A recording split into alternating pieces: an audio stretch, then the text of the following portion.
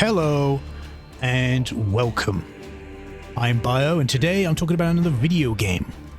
The game I'm talking about today is a newer game, believe it or not. And it's not a Tamsoft Onichinbara game. Today I'm talking about a game that I played recently that doesn't really have that much coverage, if I'm honest with you, on YouTube. So I thought, hey, you know what? I really enjoyed the game. I'm going to talk about it. And that is Clash Artifacts of Chaos. A really, really cool video game, to be completely honest with you. Right? So, if you don't know what Clash Artifacts of Chaos is, don't worry. I'm going to bring it through to you and all that jazz. But let's go through the usual stuff that we go through. The game's developed by Ace Team. Now, you may be familiar with them, you may not be. They are the ones who created the Xenoclash games, and yes, those games are related to this game. This game, if I remember correctly, is, I think, a prequel to Xenoclash, so, which is cool. Quite enjoy Ace Team's games, but I also do find some of them are hit or miss. For example, enjoyed Xenoclash, enjoyed the King of Boulders, whatever it's called, game that they did. I can't even remember the name of it for some reason. It's not coming to me. Rock of Ages, that's the one. I enjoyed their Rock of Ages games, but I wasn't a big fan of Abyss Odyssey. But then again, Abyss Odyssey's not really my type of game. Didn't really think much of Soul Seraph either. So, but I did enjoy the Eternal Cylinder. I did play through the entirety of the Eternal Cylinder, the game they made before Clash Artifacts of Chaos, and I really, really enjoyed that. And this game is published also by Nacon. Nacon, I don't really like Nacon as a publisher. They've got not a very good history, but you know, I'm not going to fault Ace Team for going with them at the end of the day. And this game came out on March 9th, 2023. So yeah, quite a new game. I played through the game on PC Steam. So, let's get into it. You're going to hear the OST in the background, which also I want to talk about. Oh, I love the OST in this video game. Oh my word. I love the OST in this video game. So Clash Artifacts of Chaos is a game where you play as Pseudo, a master of martial arts who lives as a recluse in the strange land of Xenozoic, which is the same Xenozoic? I don't know. Xenozoic? Same, basically, world as Xenoclash. When you cross paths with the boy, a small creature whose mysterious powers have attracted the attention of Gemini, the mistress of the artifacts, you decide to protect him, unaware that much greater forces are involved. Now, obviously, I'm not going to talk about the story itself, right? The gameplay I'm going to show up on screen is me towards the end of the game, just roaming around mainly. I might throw a battle in here and there, but I wouldn't say they really spoil anything. I will make sure that all the gameplay, I remove any kind of talking and story bits from the gameplay. I'll make sure that happens. But it's a bit difficult when you know you're near the end of the game, and I haven't recorded the entire playthrough of this game like I did with Covert Command, because it would just take up too much space on my hard drive. You know, there's a big difference between recording a PlayStation 2 game and a 2023 PC, PS4, Xbox One game. You know what I mean? So, in terms of file size, anyway. So, that is the basic synopsis of the game. I'm not going to go talk about the story at all, because I don't want to ruin the story. You play a Pseudo, you find the boy, who's just like a little bird creature, small bird creature, and you got to protect it. And people are trying to hunt him down, or monsters, whatever. The Xenozoics are trying to hunt the boy down for a certain specific, for his mysterious powers, right? As the summary says. So you've got to basically, you know, protect the boy, find a way that, you know, that the boy can remain protected, you know, that kind of jazz. So it's a cool little game where you go through this like semi-open world area. One thing I will say, the graphics, oh my word, I love the graphics in this game. They're really nice, really stylized, look really, really good. And yeah, if I get, you know, so I'm trying to word it properly here, because there's a lot I want to talk about, and I don't want to just jump into something and talk about that and then jump into that. I want to try and have a little bit of structure. So that's what I'm talking about, kind of like the small kind of summary of the story at the beginning. So the small summary is, yeah, you're just protecting him. You move throughout the semi-open world, going through different areas, trying to find ways to help the boy and his mysterious powers, and so on and so forth, while fighting, you know, monsters, the Xenozoic people. So, like I said, it's a nice, decent-sized map. You can do a lot of backtracking if you want, because there is like these special collectibles to get, and the game does reward you for really exploring, because there's a lot of items in this game. So let me go over the basic mechanics of this game, right? So, this is a beat-em-up kind of game, right?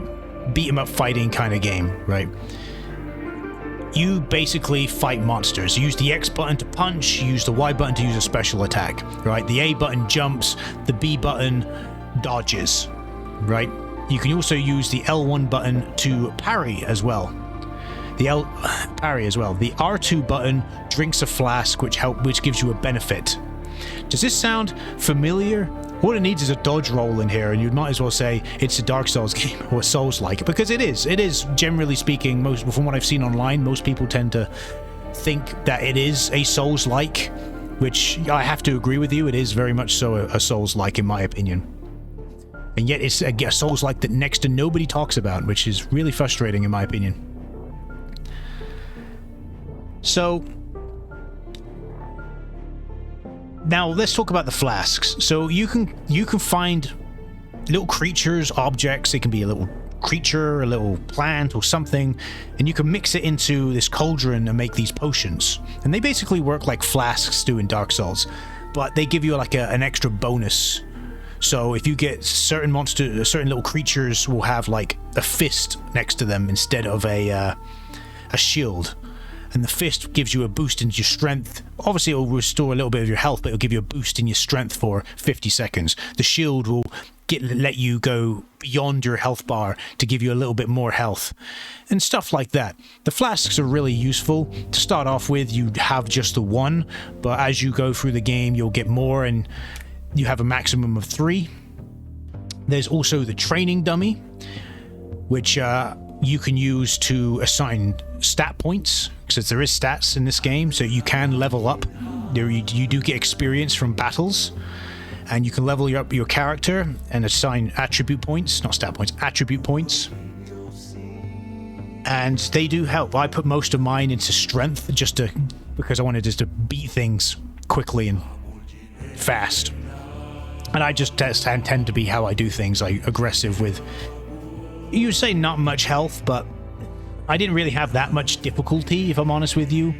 Even with my health being below 20, I mainly focused, I think I had 70 strength at the end, or 70, like, which give me a damage bonus, because that's what I put most of my attribute points into throughout my time playing. And you can grind. There is an ability to kind of grind in the game if you so choose, but we'll get into that. So, when you start the game, you have the choice of picking 3 fighting styles. Boxing, I'm trying to remember off the top of my head here, I haven't got nothing written down. Boxing is the one I chose, and my preferred style. There's the slash style, and there's the spear style. I'll be honest with you, I only used the boxing style throughout my entire playthrough. Didn't really use any of the other styles besides once I got them, I tried them out, and that was about it. So... But yeah, and you can level up those stances as well, and those fighting styles. You can also get special attacks. You start off with like 1 special attack, but then you can get more. You can have a maximum of 3. One that's assigned to just pressing the Y button, one that's assigned for you pressing up and Y, and one that's pressing down and Y on the analog stick. So, and yeah, I think I went with 3 that really worked for me. What my 3 was, the up was like an uppercut kind of attack for my up Y. My standard Y was like a swinging kick, and my down Y was one where he ducks down and then does a big swinging kick. Because they're the ones I like the most. The other ones, you know, I didn't really see a point of using them. I used them like a couple of times, didn't really like them, so I just ended up sticking. Once I found something that worked, I stuck with that. So, For me, the most useless of them was the teleport one, personally. And then there's also the sleeping mechanic. There is a sleeping mechanic in the game. So you play a pseudo during the day, which is like a flesh and blood character that walks around. But at night, you can wake up at night and you're this wood creature. And this wood creature that basically can go around attacking... It incentivizes you as you travel through the world, right? You'll find things. But then you can go back to a campsite that you unlock. They're basically like bonfires in the game. You'll go back to a campsite, go into the night form, and now you can travel. You can explore those areas that you explored during the day, but at night, and you'll find new things. You'll find these like new chests. You'll find these armor pieces that you can get. I didn't unfortunately get all the armor pieces, but I got a good fair few of them because I was trying to get all the achievements in this game, but then I gave up in the end because the guide that's on Steam is fucking horrendous. It's really good at times, but then really fucking shit at other times. And for one of the pieces of armor, the Amacule head, I think it's called, he literally just has a sentence describing where it is. Fuck knows where it is. That sentence was not good enough for me to be able to find it. I explored the Zonozaic mountains as much as I fucking could trying to find that head. Couldn't find it. So fuck that. Fuck that. So I decided, you know what? Fuck it. You know, I'm not going to get all the achievements. So I think I'm missing 3 achievements, but it is what it is. So, and these armor pieces, these like body pieces for your wood self that you play at night as, have different stats. They get like +2 to constitution, +2 to aggressiveness, which is the one I put 70 into, I think, aggressiveness, and so on and so forth. So they're worth getting. Realistically, they are worth getting. So I did collect quite a few of them. So there is a reason not only to explore during the day, but explore at night. But also keep in mind that if you choose to try and explore a new area while during the night, instead of doing it during the day, you might discover that there's areas you can't go to because there's like this like fog of war kind of thing over the area. So you might discover that that is something and you have to be careful. But besides that, you know, I'm trying to think what else is there to mention really about the combat things. My strategy in most of the combat was dodge. I very rarely used the parry because the parry was really weird for me. You know, it was not the fact that I couldn't get the timing down. I got the timing down absolutely fine. It was more to the fact that it didn't really, like, you still lost health, just not as much. So it was better off, in my opinion, to just get a few hits in, dodge back, get a few hits in, dodge back, dodge out of the way. You get a few iframes if you dodge at the right time as well. So that's what I went with in the end, and I just kept focusing on using the dodge. So during the night form as well, by the way, when you're in your night form during the night, you'll find these like these brambles blocking a path. You can't go that way during the day with the flesh and blood because you'll go, I don't want to rip my skin off. So you have to go through there at night. So it does incentivize that if you choose to just ignore the night form altogether, it's not really good for you. You should try and try and get some of the armor pieces at least try and get the gladiator armor piece, which are like the easiest ones in the game to get. Or else you're going to be quite underpowered during the night, because there is a mechanic in the game that if you die, or you die during combat during the day in your flesh and blood form, you have the chance to go and collect, basically like collecting the souls, but it's like getting an extra try, because if you die again, so let's say you die in your flesh and blood form, you respawn at the campfire, you then have to go back and pick up your body basically from where it left off. Then you can continue playing the game. But if let's say you die in the night form as well, then guess what? You have to restart at the checkpoint. And all the progress you've made, let's say you've collected a few night pieces That's why you also got to be careful at night as well when you're kind of exploring, because there's different enemies at night and potentially stronger enemies, because you'll find that sometimes you'll find enemies that you actually are meant to be enemies that you'll find later in the game in like this wood cursed form earlier in the game during the night, so you can kind of get a bit of a test of what it's like, because the game doesn't save when you're basically playing in the night form, playing at night. The game only saves when you reach a campsite, and you can and only does that during the day. So you say you made a lot of progress in the night and then suddenly die, guess what? You're gonna lose it all. So you gotta be careful. You gotta be very careful. So what else is there to say about the game? Again, just going off the top of my head. You'll find that there's a lot of shortcuts in the game as well. Shortcuts, you'll find this like door and you can't go that way, but then you'll get to a new an area further in the game, find the other side of this door, remove the lock, and then will create like a shortcut between areas. Very useful. So backtracking is not really that difficult. If you want to go somewhere specific, there's always a somewhat quick way to get there, especially if you're in the like final stages of the game and want to go backtrack and try and get all the armor pieces. Good luck with that, is all I'll say. Because I scanned the Zoniac Mountains. I am a bit salty about that, I will admit. Tried to get all the armor pieces just to be like, oh, I see. So, not being able to find this particular one. Okay, well, fuck you then, game. So, yeah. There's also these, like, special bosses, night bosses that you can fight. There's, like, 3 of them in the game, but you only get to fight them after you beat their, like, day counterparts. So, I only fought one of them, and woo, they are tough. They are tough. What else is there to say about the game? Oh, trying to like, go off the top of my head without... I don't really want to spoil anything, to be honest with you. Oh yeah, there is also an attack meter in the game as well. And basically, when this attack meter gets full, it will allow you to press the RB button, which will initiate a first-person mode where you just wail on the opponent, and if you wail on him enough without him kind of interrupting you, you'll perform what's basically like a finisher move. Doesn't always finish him off, obviously, but does a lot of damage, so it's really useful. And the animations are really cool. They're quite different for each kind of character that you fight. And it's kind of cool because some of the characters that you fight, again, they're chasing you, trying to get the boy from you, this little bird boy from you. Even if you beat them the once, they will also, if you are kind of like backtracking, you'll find them again, and they're just like there, and you're like, oh, okay. So we get the fight again. There's also this mini game in the game as well, called Tchak, I think it is, or whatever.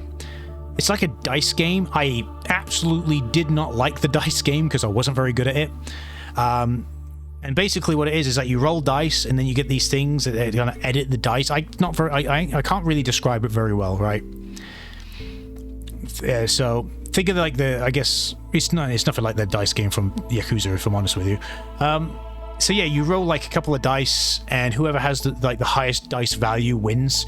But you have these like these tuchucks that can edit the value of the dice, and they can work in your favor and work against you. The enemy has their tuchucks, you have yours.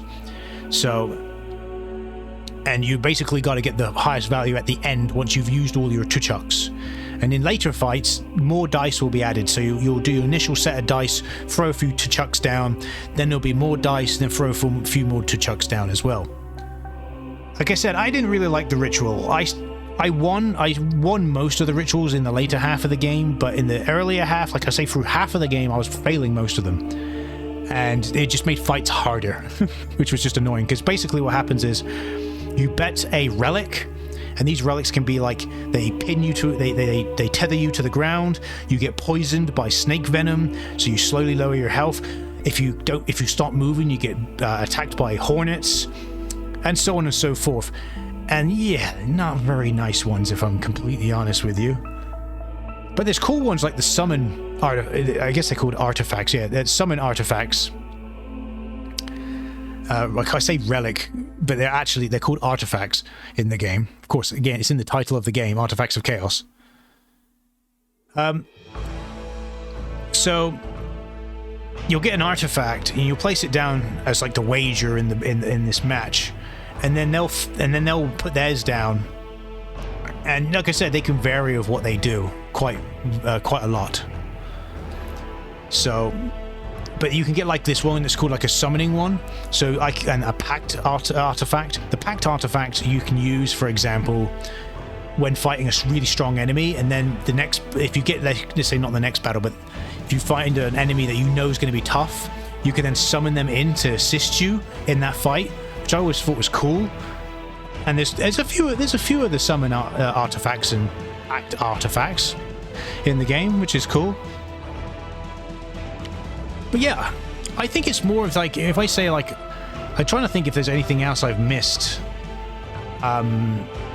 Pseudo has armor as well that you can collect, but you get that from like collecting these like bits and pieces. As you explore around, you'll find like backpacks, leather bags, things on the ground. There's these little straw characters that are used to level up your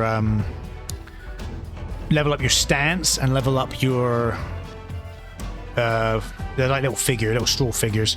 Level up your stance and level up your special attacks, which is cool. Like you can find these special totems that you can fight something in the special totem to unlock a special attack. Forgot to mention that. What else is there to do? What else is there to mention? So yeah, you collect these like pieces, like I know, wood, whatever, and so forth, and you can then use them to basically as currency, to kind of like currency, to purchase new tachaks, new armor, new materials, even for future armor, and so on and so forth. Trying to think what else is there. There's something else across my mind, but because I was in a different talking about something else, it's now faded from my mind. It's very annoying.